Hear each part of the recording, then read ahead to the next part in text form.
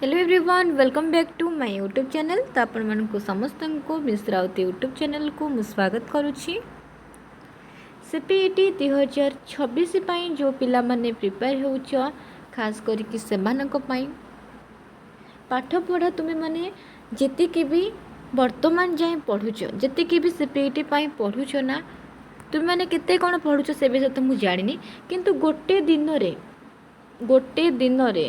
मु निहाती तुमको कहबी 2 घंटा, ठीक अच्छे 2 घंटा टी सीपीईटी टाइम दियो। बाकी टाइम तुम्हें +3 पढ़ कि जहाँ करुच कर। 2 घंटा जदि तुम्हें गोटे दिन में सीपीईटी टाइम दब ना, मात्र 2 घंटा बहुत, ये 2 घंटा तुम मान बहुत, कहीं तुम मानकर एग्जाम है 2026 मे आड़ को हम बोधे मे जून भितर तुम एग्जाम हुए। सब मुझे आसी मे जून भितर तुम एग्जाम हुए। तो से को तुम मानकर गोटे दिन 2 घंटा देला तुम पाखे 5 मास अच्छी, बहुत बहुत समय तुमने पढ़ी पार। जदि तुम अधिक पढ़ुच तो बहुत बढ़िया कथा, जदि पढ़ुन कहीं तो गोटे दिन में 2 घंटा तुम मैंने मात्र तुमको अधिक समय लगुच कौन मुझे कहीपरि कि 2 घंटा तुमने सीपीईटी पढ़ तो निहाती सीपीईटी तुम 2026 क्लीयर हो पार। आमती ना 2 घंटा मत मैडम कहते बोली मुझे 2 घंटा पढ़ी किंतु मोर पाठरे मन नए बसी पड़ी मुझे 6टा ରୁ 8टा पाठ पढ़ाई किंतु मोर जाकि कौ खाइबा पाखे मन थी, कौ खेलवा पाखे मन थी, सेमती ना बरम अध घंटे पढ़, घंटे पढ़ कि 2 घंटा पढ़, किंतु पूरा मन देकी से जिनसटा को पढ़ार अच्छे। सब मन रख जो जिनस करुच ना, जब मन देकी से जिनसटा करुच से जिनस पढ़ुच तो निहाती से गुड़ाक तुम मान माइंड भितर सेट हो सफलता तो निहाती पाइब। आ कौन कष्ट कले सब कहते कृष्ण मिल अवश्य से जिनसटा केतबेले लेट रे क्या मिल जाए आ केतेबेले जल्दी क्या मिल जाए, क्विक जल्दी क्या मिल जाए तो मिलगला समस्त भावे कि हाँ ता भाग्यटा बहुत भल, कहीं सी मैंने कष्ट कला बा सी पढ़ुला तक पाईगला कि आम भी तो कष्ट करुचे, आम भी तो से समय पढ़ुचु कि आम कहीं पाऊनु। किसी जिनस जल्दी मिल जाए, किसी जिनस लेट रे मिले, से जमा भी व्यस्त हेनी। ठीक अच्छे। तो आमर पूर्व क्लास रे आम लिखित साहित्य विषय आलोचना करुले, कौ कौ गुड़ाक जाऊँगी चर्या साहित्य, नाट्य साहित्य, ता भीतर जहाँ भी सब रही तो आम चर्या साहित्य पढ़ा। पूर्व क्लास रे भी चर्या साहित्य आम पढ़ी, आज क्लास रे भी चर्या साहित्य विषय पढ़ा है। चर्या साहित्य सबुले पढ़ला बेले जितेबाला भी चर्या साहित्य पढ़ुच ना, टी माइंडफुली पढ़ाई चेष्टा कर, ये जिनसा ही से भाया है। आ पूर्व क्लास जदि करना डिस्क्रिप्शन तार लिंक अच्छी, जाकि पूर्व क्लास को देख, तुम्हें माने पूर्व क्लास गुड़ाक देखिले ही पर क्लास गुड़ाक बुझीपार, कहीं मुझे जो एंड करी पुणी से ही नेक्स्ट क्लास रे आरंभ करुँची। ठीक अच्छे। लुप्त पाठोद्धार और टीका ये विषय जाना कि लुप्त पाठ उद्धार जो सब लुप्त होकर रही केमती से पाठ गुड़ाक उद्धार करगुड़ाक आम जाना और कौन कौन देखा। महामहोपाध्याय हरप्रसाद शास्त्री आविष्कृत चर्या गीतिकोशर पुस्तिका सहित 3.5 गोटी गीत जोटा कि 24, 25 आउ 48 ये 3टा आउ 23 किसी अंश ताने 3.5 गोटी गीत है। ये 3टा पूरा कम माने फुल, यहाँ हूँ अधा नष्ट हो जाइथिबारु सेगुड़िक एही प्रकाशित पुस्तक रे स्थानित होई पारि नथिला। बुझीपार, यहाँ भी गोटे इम्पोर्टाट क्वेश्चन कि जो 50टी गीतिका आमर संग्रह होता ना, 50टी गीतिका पूर्व क्लास कथा कहला। तो जो हरप्रसाद शास्त्री महामहोपाध्याय हरप्रसाद शास्त्री तांको द्वारा आविष्कृत चर्या गीतिकोश ठीक अच्छे 3.5 गोटी जो सी आविष्कृत करते ता भर 3.5 गोटी कौन होता नष्ट हो जाता। नष्ट एटा भी पचार दे पारे कौ केते गोटी नष्ट हो जाता ना 3.5 गोटी नष्ट हो जाता। आउ से नष्ट हो गुड़ाक कौड़ा कौड़ा ना 24, 25, 48 आउ 23 किछि अंश, 24, 25, 48 आउ 23 किछि अंश नष्ट हो जाइथिला। एतिक को नोट कर भल भाव पिला माने। परवर्ती काल में डॉक्टर प्रभत चंद्र बागची ସେହି ଅଜ୍ଞାତ ଅଂଶକୁ ତିବ୍ବତୀ ଗ୍ରନ୍ଥରୁ ଉଦ୍ଧାର କରି ପ୍ରକାଶ କରିଥିଲେ। ଏଇଟା ବି କ୍ୱେଶ୍ଚିନ୍ ପଡ଼ିଯାଇପାରେ, ଯେଉଁ 3.5 କୋଟି ଗୀତ ନଷ୍ଟ ହୋଇଯାଇଥିଲା ସେଇଟାକୁ ପରବର୍ତ୍ତୀ ସମୟରେ କିଏ ଉଦ୍ଧାର କରିଥିଲେ? ପରବର୍ତ୍ତୀ ସମୟରେ କିଏ ଉଦ୍ଧାର କରିଥିଲେ? ଯେଉଁ ଚର୍ଯ୍ୟା ଗୀତିକାରେ ଯେଉଁ ଗୀତିକୋଷ ଗୁଡ଼ାକ ଅଛି ତା ଭିତରୁ 3.5 କୋଟି ନଷ୍ଟ ହୋଇଯାଇଥିଲା, 24, 25, 48 ଆଉ 23ର କିଛି ଅଂଶ, ସେଇଗୁଡ଼ାକ ପରବର୍ତ୍ତୀ ସମୟରେ କିଏ ଉଦ୍ଧାର କରିଥିଲେ ଆଉ କେଉଁଥିରୁ ଉଦ୍ଧାର କରିଥିଲେ? ସେଇଗୁଡ଼ାକ କିଏ ଉଦ୍ଧାର କରିଥିଲେ? ନା ପ୍ରବୋଧ ଚନ୍ଦ୍ର ବାଗ୍ଚି ଉଦ୍ଧାର କରିଥିଲେ ତିବ୍ବତୀ ଗ୍ରନ୍ଥରୁ। ପ୍ରବୋଧ ଚନ୍ଦ୍ର ବାଗ୍ଚି ଉଦ୍ଧାର କରିଥିଲେ ତିବ୍ବତୀ ଗ୍ରନ୍ଥରୁ। ବୁଝିପାରିଲ? କିଏ ଉଦ୍ଧାର କରିଥିଲେ? ନା ପ୍ରବୋଧ ଚନ୍ଦ୍ର ବାଗ୍ଚି। କେଉଁ ଗ୍ରନ୍ଥରୁ ଉଦ୍ଧାର କରିଥିଲେ? ନା ତିବ୍ବତୀ ଗ୍ରନ୍ଥରୁ। ଲେଖ, ଆକୁ ନୋଟ୍ କର, ସାଙ୍ଗେ ସାଙ୍ଗେ ନୋଟ୍ କର ହେଲା। ଏହିପରି ପ୍ରଥମେ ପଣ୍ଡିତ ହରପ୍ରସାଦ ଶାସ୍ତ୍ରୀଙ୍କ ଦ୍ୱାରା ଆବିଷ୍କୃତ ଏହିପରି ପ୍ରଥମେ ପଣ୍ଡିତ ହରପ୍ରସାଦ ଶାସ୍ତ୍ରୀଙ୍କ ଦ୍ୱାରା ଆବିଷ୍କୃତ ଓ ପରେ ଲୁପ୍ତ ପାଠୋଦ୍ଧାର କରାଯାଇ ଯେଉଁ 50 କୋଟି ଚର୍ଯ୍ୟା ଆମ ପାଖରେ ପହଞ୍ଚିଛି ତାହା ପ୍ରକୃତରେ 50 ସଂଖ୍ୟାରେ କଦାପି ସୀମିତ ନଥିଲା। ତ ଏଠି କୁହାଯାଉଛି ଏହିପରି ପଣ୍ଡିତ ହରପ୍ରସାଦ ଶାସ୍ତ୍ରୀଙ୍କ ଦ୍ୱାରା ଆବିଷ୍କୃତ ଓ ପରେ ଲୁପ୍ତ ପାଠୋଦ୍ଧାର କରାଯାଇ ଯେଉଁ 50 କୋଟି ଚର୍ଯ୍ୟା ଆମ ପାଖରେ ପହଞ୍ଚିଛି, 50 କୋଟି ଚର୍ଯ୍ୟା ଯାହା ସବୁ ଲୁପ୍ତ ଥିଲା ତାକୁ ଉଦ୍ଧାର କରାଗଲା, ସେଇ ସବୁ ମିଶାଇ ଗୋଳେଇ ଯାହା ଆମର ପାଖରେ ପହଞ୍ଚିଲା କେତୋଟି? 50 କୋଟି ଚର୍ଯ୍ୟା ଆସିକି ପହଞ୍ଚିଲା। ସେଇଠି କୁହାଯାଉଛି ତାହା ପ୍ରକୃତରେ 50 ସଂଖ୍ୟାରେ କଦାପି ସୀମିତ ନଥିଲା। ଏହାଠାରୁ ଆହୁରି ଅଧିକ ସଂଖ୍ୟାରେ ଚର୍ଯ୍ୟା ପ୍ରଚଳିତ ଥିବାର ଧାରଣା ମନକୁ ଆଣେ। ଏହାର ଜନପ୍ରିୟତା ପରବର୍ତ୍ତୀ କାଳରେ ଆବିଷ୍କୃତ ଦୀପଙ୍କର ଶ୍ରୀ ଜ୍ଞାନଙ୍କର ଚର୍ଯ୍ୟା ଗୀତି, କଙ୍କଣପାଦଙ୍କର ଚର୍ଯ୍ୟା ଗୀତି, ଚର୍ଯ୍ୟା ଦୋହ କୋଶ ଗୀତିକା ଏହି ଧାରଣାକୁ ଦୃଢ଼ୀଭୂତ କରିଥାଏ। ତ ଏଇଠି ସେମାନେ କହିବା କଥା କି ଆମର ଯେଉଁ ହରପ୍ରସାଦ ଶାସ୍ତ୍ରୀଙ୍କ ଦ୍ୱାରା ଆବିଷ୍କୃତ ଯେଉଁ 50 କୋଟି ଚର୍ଯ୍ୟା ବୋଲି ଆମେ ଜାଣିଥିଲେ ତା ନୁହେଁ, ତାଠାରୁ ଆହୁରି ଚର୍ଯ୍ୟା ଗୁଡ଼ାକ ଅଛି ବୋଲି ତାଙ୍କର ଧାରଣା ଅଛି। ଏଇଟା ସେ କେଉଁଥିରୁ ଜାଣିପାରୁଛନ୍ତି? ନା ଜନପ୍ରିୟତା, ଠିକ୍ ଅଛି, ପ୍ରଚଳିତ ଥିବା ଅଧିକ ସଂଖ୍ୟାରେ ଚର୍ଯ୍ୟା ଗୁଡ଼ାକ ଅଛି ବୋଲି ତାଙ୍କ ମନକୁ ଆଣେ ଏହାର ଜନପ୍ରିୟତା, କି ହଁ ଆଠାରୁ ବି ଅଧିକ ଆହୁରି ଚର୍ଯ୍ୟା ଯେଉଁ ଗୀତି ଗୁଡ଼ାକ ରହିଛି, 50 କୋଟି ନାହିଁ ଆହୁରି ଅଧିକ ଅଛି ବୋଲି କହୁଛନ୍ତି ହେଲା। ଅନେକ ଚର୍ଯ୍ୟା ଗୀତି ଲୋକଲୋଚନକୁ ଆସିନଥିଲେ ମଧ୍ୟ ସେଗୁଡ଼ିକ ଉପରେ ପ୍ରସ୍ତୁତ ଟୀକା ଗୁଡ଼ିକର ଉଲ୍ଲେଖ ରହିଛି ଫରାସୀ ବିଦ୍ୱାନ ପି କୋରିଡର କୃତ ଟେଙ୍ଗୁର ତାଲିକାରେ। ନେପାଳରେ ମଧ୍ୟ ଏବେ ଚର୍ଯ୍ୟା ଗୀତି ଚର୍ଚ୍ଚା ଗୀତି ନାମରେ ପ୍ରଚଳିତ। ଏଇଟା ଗୋଟେ କ୍ୱେଶ୍ଚିନ୍ ଯଦି ପଚାରିଦେଲା कि नेपाल रे चर्चा गीति केउ नाम परिचित बा प्रचलित? ना चर्चा गीति। ना पचार दब चर्चा गीति है चर्चा गीति भाव में केउठी परिचित बा चर्चा गीतिटा चर्चा गीति भाव में केउठी परिचित? ना नेपाल रे। नहले क्वेश्चन करिवो सेही सेम गोटे क्वेश्चन खाली अल्टरनेट करी नेपाल रे चर्चा गीति केउ गीति नाम परिचित बा प्रचलित? ना चर्चा गीति। चर्चा गीतिटा चर्चा गीति भाव में केउठी प्रचलित? ना नेपाल रे। आकु नोट कर पिला माने जहाँ जहाँ कहूँ इंपोर्टाट गुड़ाक नोट कर और ता भितर भी तुमको जदि लगुच आहुरी किसी भी इंपोर्टाट गुड़ाक रही जाऊँगी मु कहू ना ताकू भी तुम्हें माने नोट कर है। चर्या विनिश्चय सहित एक संस्कृत टीका संप्रुत थिबा देखा जाए, मात्र यही संस्कृत टीकार टीकाकार किए ताहा नष्ट भ्रष्ट होइथिबा पोथिरु प्रथमे जना जाई नथिला। डॉक्टर बागची नष्ट और खंडित पत्र गुड़िकर पाठ उद्धार करने परे संस्कृत टीकाकारंकर नाम मुनिदत्त बोली जनागला।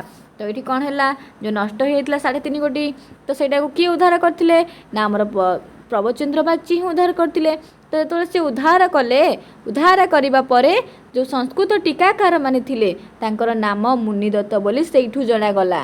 केबे ना जो नष्ट हो जाता पोथी गुड़िक को बागची डॉक्टर बागची बा प्रबोध चंद्र बागची उद्धार कले तापरे संस्कृत टीकाकार मानकर नाम मुनिदत्त बोली सेठारू जनागला। मुनिदत्त संभवतः ख्रीष्टीय 1300 शताब्दी रे जीवित थिले। ये जो मुनिदत्त आंका विषय क्वेश्चन पड़े पिला माने आकु नोट करिबो हला। मुनिदत्त केबे जीवित थिले ना संभवतः, ठीक अच्छे माने पूरा पर्टिकुलर नुहे, संभवतः ख्रीष्टीय 1300 शताब्दी बेलू सीए जीवित थिले। ग्रंथर आरंभ रे थिबा मुनिदत्तଙ୍କ लेखा को पंडित माने ही टीकार नाम निर्मलागिरी टीका बोली स्थिर करिसंती। এই ନିର୍ମଳାଗିରି ଟୀକାର କଥା ଯଦି ଉଠିଲା ତାହେଲେ ଏଠି କାହା କଥା ଉଠିବ ନା ମୁନିଦତ୍ତଙ୍କ କଥା ଉଠିବ ହେଲା। ମୁନିଦତ୍ତଙ୍କର ଲେଖାକୁ ପଣ୍ଡିତମାନେ କେଉଁ ଟୀକାର ନାମ ଦେଇଛନ୍ତି ନା ନିର୍ମଳାଗିରି ଟୀକା। କ୍ୱେଶ୍ଚିନ୍ ଆସିବ ପିଲାମାନେ ମୁନିଦତ୍ତର ଲେଖାକୁ ବା ମୁନିଦତ୍ତଙ୍କର ଲେଖାକୁ ପଣ୍ଡିତମାନେ କେଉଁ ଟୀକା ଭାବରେ ଗ୍ରହଣ କରିଛନ୍ତି ନିର୍ମଳଗିରି ଟୀକା। ମନେ ରଖିବ ହେଲା ନିର୍ମଳଗିରା ଟୀକା ହେଲା। ସରହପାଙ୍କର ଦୋହାକୋଷ ସହିତ ଆଚାର୍ଯ୍ୟ ପାଦୀୟ ଦୋହାକୋଷ ମେଖଳା ଟୀକା ନାମକ ସଂସ୍କୃତ ଟୀକା ମଧ୍ୟ ସମ୍ପୃକ୍ତ ରହିଛି। ତ ଏଇଠି ସରହପାଙ୍କର ଯେଉଁ ଦୋହାକୋଷ ରହିଛି ତା ସହିତ କାହାଙ୍କର ଦୋହାକୋଷର ସମ୍ପୃକ୍ତ ରହିଛି ବା ସଂଯୁକ୍ତ ରହିଛି ନା ଆଚାର୍ଯ୍ୟ ପାଦୀୟ ଦୋହାକୋଷ ମେଖଳା ଟୀକା। ଆଚାର୍ଯ୍ୟ ପାଦୀୟ ଦୋହାକୋଷ ମେଖଳା ଟୀକା ନାମକ ସଂସ୍କୃତ ଟୀକା ମଧ୍ୟ ଆ ସହିତ ସଂଯୁକ୍ତ ରହିଛି। ସଂସ୍କୃତ ଭାଷାରେ ରଚିତ ହୋଇଥିବାରୁ ଏହି ଟୀକା ଗୁଡ଼ିକ ଚର୍ଯା ସାହିତ୍ୟର ଉପଯୁକ୍ତ ଅନୁଶୀଳନ ଓ ଶୁଦ୍ଧ ପାଠ ନିର୍ଣ୍ଣୟ ନିମନ୍ତେ ପ୍ରଧାନ ସହାୟକ ହୋଇଥାନ୍ତି। ଏହି ସଂସ୍କୃତ ଟୀକାମାନ ପ୍ରମାଣିତ କରନ୍ତି ଯେ ପ୍ରାନ୍ତୀୟ ଭାଷାରେ ଲିଖିତ ଏହି ଗୀତି ଗୁଡ଼ିକୁ ମଧ୍ୟ ତତ୍କାଳୀନ ସଂସ୍କୃତ ପଣ୍ଡିତମାନଙ୍କ ଦ୍ୱାରା ଆଦୃତ ହୋଇଥିଲା। ଯେଉଁଠି ଯେତିକ ଇମ୍ପୋର୍ଟାଣ୍ଟ ତୁମମାନଙ୍କୁ କହୁଛି ବାକି ଯେଉଁଟା ନାହିଁ ତାକୁ ଆମେ ଛାଡ଼ିକି ଆଗକୁ ଯିବାର ଅଛି ହେଲା। ତାପରେ ଏଇଠି ଆସିଲା ଭଲ କଥାଟେ ଚର୍ଯାର ଅର୍ଥ କ'ଣ ଆମେ ଜାଣିବା। ଚର୍ଯାର ଅର୍ଥ କ'ଣ ହେଲା। ଚର୍ଯାର ଅର୍ଥ କ'ଣ ପିଲାମାନେ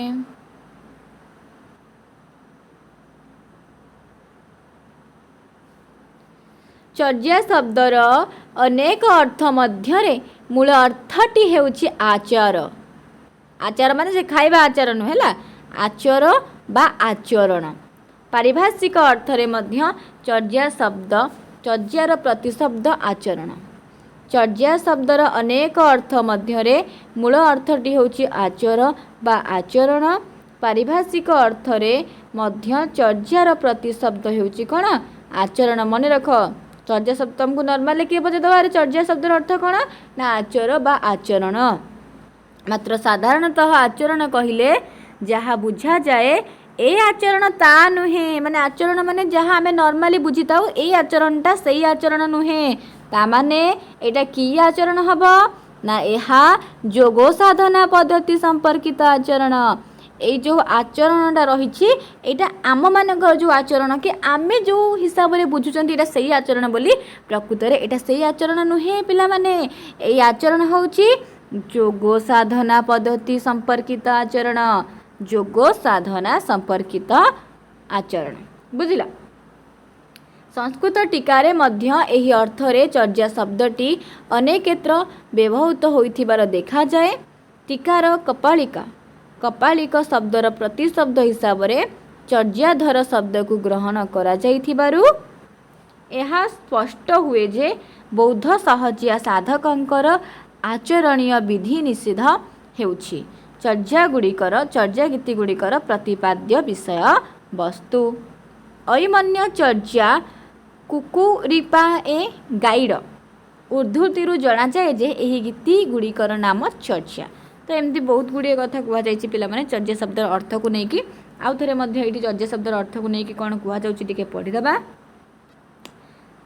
ଚର୍ଯାର ଅନ୍ୟାନ୍ୟ ଅର୍ଥ ମଧ୍ୟ ରହିଛି।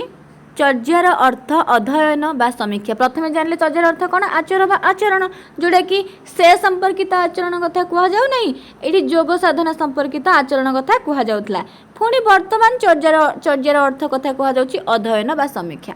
ବର୍ତ୍ତମାନ ପୁଣି ଚର୍ଯାର ଅର୍ଥ କ'ଣ କହିଲେଣି ନା ଅଧ୍ୟୟନ ବା ସମୀକ୍ଷା। ତନ୍ତ୍ରରେ ଶ୍ରେଣୀ ବିଭାଗର ନାମ ମଧ୍ୟ ଚର୍ଯା। ତ ଏଠି ଆଉ ଗୋଟେ କଥା ବି କୁହାଗଲାରେ ତନ୍ତ୍ରରେ ଶ୍ରେଣୀ ବିଭାଗର ନାମ ହେଉଛି ଚର୍ଯା। ପୁଣି ବ୍ୟକ୍ତି ବିଶେଷଙ୍କ ନାମରେ ମଧ୍ୟ ଚର୍ଯା ଶବ୍ଦ ପ୍ରଯୁକ୍ତ ଯେପରି ଚର୍ଯାପାଦ। ବ୍ୟକ୍ତି ବିଶେଷଙ୍କ ନାମକୁ ମଧ୍ୟ ନେଇକି ଚର୍ଯା କଥା ଏଠି କୁହାଯାଉଛି ଯେମିତି ଚର୍ଯାପାଦ କାହ୍ନୁପାଦ ଲୁଇପାଦ ଠିକ୍ ଅଛି। କିନ୍ତୁ ଆଲୋଚ୍ୟ ଚର୍ଯା ଗୁଡ଼ିକୁ ଏସବୁ ଅର୍ଥରେ ଗ୍ରହଣ କରାଯାଇ ନପାରେ। ଆଲୋଚ୍ୟ ଏଇ ଯେଉଁ ବର୍ତ୍ତମାନ ପର୍ଯ୍ୟନ୍ତ ଯାହା ବି ଆମେ ସବୁ ଆଲୋଚନା କରି ଆସିଲେଣି ଏଇ ଚର୍ଯା ଗୁଡ଼ିକୁ ଏଇ ଅର୍ଥରେ ଗ୍ରହଣ କରାଯାଇ ନପାରେ। ସଙ୍ଗୀତ ଶାସ୍ତ୍ର ଅନୁସାରେ ପ୍ରାଚୀନ କାଳରେ ପ୍ରଚଳିତ ଏକ ବିଶେଷ ଗୀତ ରୀତିର ନାମ ଥିଲା ଚର୍ଯା। प्राचीन काल में प्रचलित एक विशेष गीत रीतिर नाम थिला चर्या। पुणी आ गए अर्थ आसीगला मन हुए सेतेबेले चर्या गीति गुड़िक मन हुए सेतेबेले चर्या गीति गुड़िक खूब लोकप्रिय थिबारु संगीत शास्त्र रे एथि निमंते एक विशेष श्रेणीर निर्देश रही। चर्या जे तत्कालीन समाज रे बहु आदृत गीति कविता थिला ताहा मध्य एथिरु स्पष्ट हुए। ए चर्या जे पूर्वरु समाज रे बहु आदृत गीति कविता थिला जोला कि एथिरु ही स्पष्ट भाव रे जणा जाउछि। तापर अछि कोन ना चर्यार गठन रीति। कोन चर्यार गठन रीति टिके पढ़ी दबा। ठीक अछि। चर्यार गठन रीति कोन आंगिक गठन रीति दृष्टि विचार कले देखा जाए 6 गोटी गीति व्यतीत आलोच्य समस्त चर्या गीति 10 पादयुक्त। ए 6टी मध्यरु 3टी होउची 10, 28 और 50 14 पाद विशिष्ट। माने कौन तार गठन रीति देख पिला माने जो चर्या गीति गुड़ाक अच्छी ना सबू चर्या गीति गुड़ाक 10 पादयुक्त होइथिबा बेले ए 10, 28 और 50 टा होउची 14 पाद विशिष्ट। बुझी पालो तो गठन रीति केमिति जो 10टा पादयुक्त सबू गुड़ाक तांकर जेते सबू 50 गोटी गीति अच्छी सबू गुड़ाक आमे देखिबा तार 10टा पाद थिबो। एटा गोटे पाद एटा गोटे पाद दीटांग मिसले गोटे पद हम। ओके एटा गोटे पाद एटा गोटे पाद दीटांग तले मिसिगला पद हैला। तो तांकर सबू गुड़ाक 6 गोटी गीति व्यतीत केवल 6 गोटी गीति व्यतीत बाकी सबू गुड़ाक 10 पाद युक्त। तो ता भितरु 10, 28, 50 होची 14 पाद विशिष्ट आउ 21, 22 होची 12 पाद विशिष्ट। आकु नोट कर पिला माने आकु नोट कर बहुत इंपोर्टेंट 10, 28, 50 एगुड़ाक 14 पाद विशिष्ट 14 पाद विशिष्ट 21, 22 एगुड़ाक 12 पाद विशिष्ट 12 पाद विशिष्ट हैला। ए दिटांक नोट कल हैला केतरा हैला 3, 2, 5 ता माने आ गोटे रहिला आ गोटे कोन गोटे 43 होची 8 पाद विशिष्ट आ गोटे होची 43 जोडा कि 8 पाद विशिष्ट।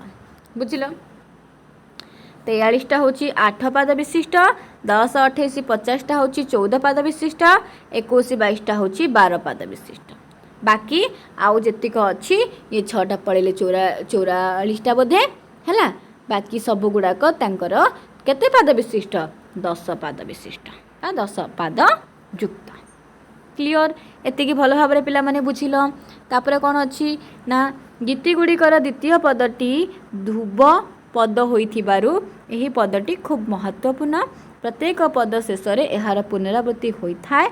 एथिरु अनुमित हुए जे गीति गुड़ाक जनक द्वारा गीत होउ नथिला एकाधिक व्यक्ति द्वारा गान होता क्या जना पड़ जाए ना गीत गुड़ाक कि जड़े गीतटा गाँची ना बहुत जन गाँच अनेक जन गाँच से जना पड़ जाए।